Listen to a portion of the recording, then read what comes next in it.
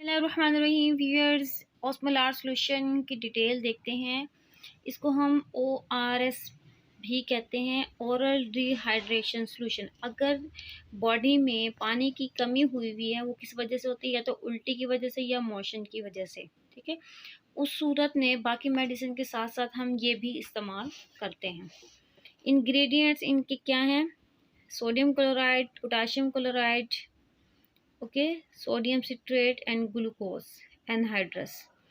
जितनी जितनी क्वांटिटी में चाहिए होता है उतना आपके पास लिखा हुआ है। ये 500 ml की यानी कि आधा लीटर होता है इस बोतल में।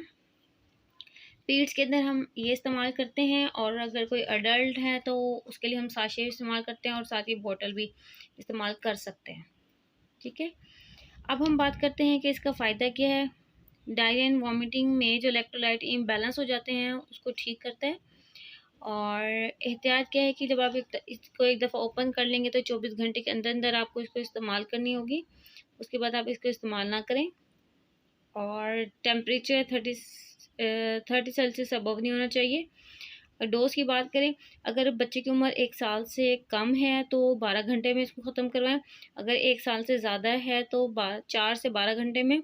अगर अडल्ट है तो आप उसको 2 से 4 लीटर भी दे सकते हैं 8 घंटे के अंदर अंदर, ओके। किसी भी किस्म की इंफॉर्मेशन लेने के लिए डिस्क्रिप्शन में फेसबुक का लिंक दिया गया है, आप वहाँ पर कांटेक्ट कर सकते हैं। थैंक यू, अल्लाह हाफ़िज़।